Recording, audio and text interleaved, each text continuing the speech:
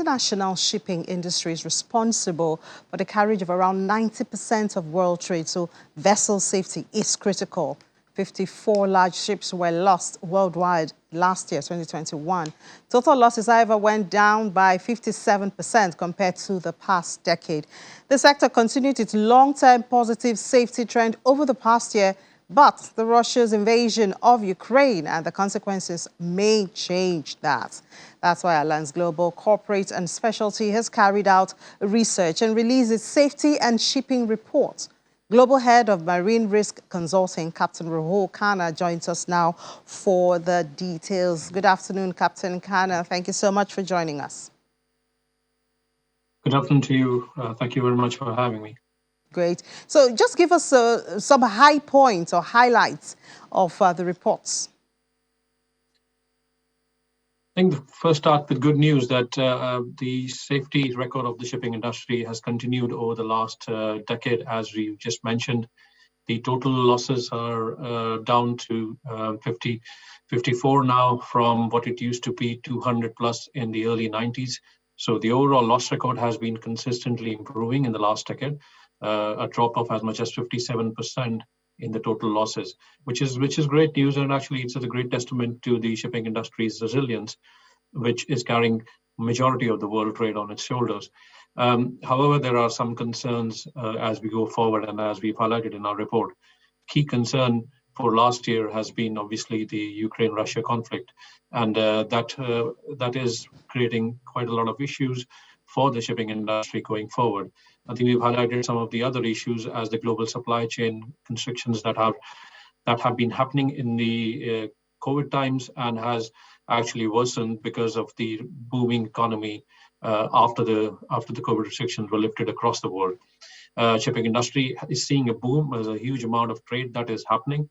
However, the supply and demand situation at the moment is quite mismatched in the sense that demand is quite high, and hence we are seeing rise in freight rates, and we are seeing a huge amount of shortage of supplies or shortage of goods across the world.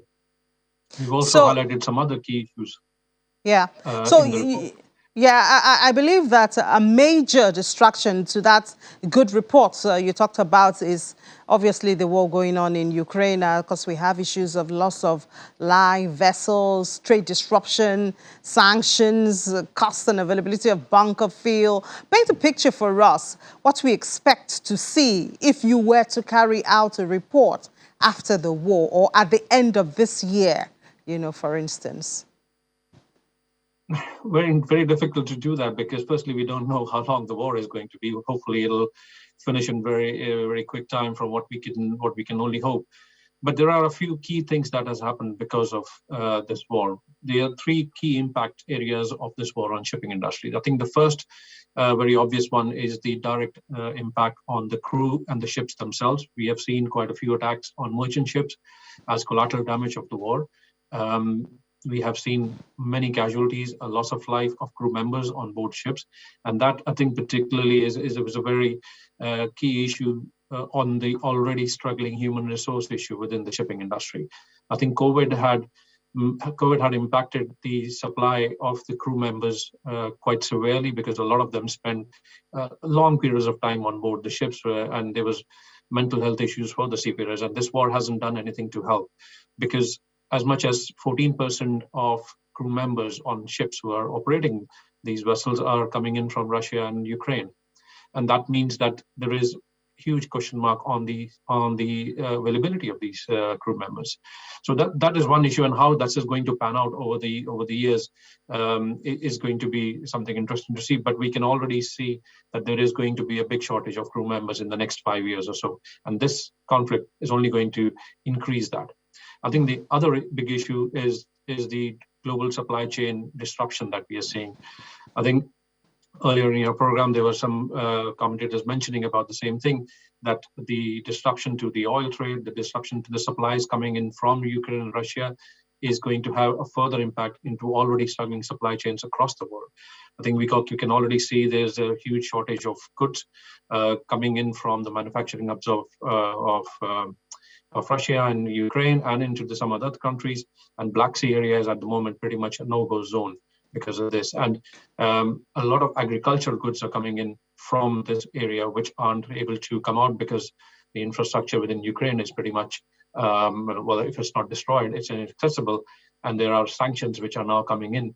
And there's a lot of pressure from sanctions on companies and countries to stop their supply lines which are coming in from Russia. And that will have another further impact on the shipping industry and the global supply chains. I think if we look into the future, let's say a year down the line, by the end of this year, if the conflict is still raging on, I think we'll see a major impact on supply chains, pretty much redrawing of the supply lines. Where do we buy our grains from? Where do we buy our oil from? This all needs to be readjusted, and that doesn't happen overnight. And it takes a lot of money and cost and effort in doing that. Yeah, it doesn't look like we will have a good conversation if we were to repeat this conversation a year from now, Captain Khanna. And, well, we'll watch the space, but it doesn't look like a very good picture. Thank you so much for giving us highlights from your reports, Captain Rahul Khanna, and enjoy the rest of your day.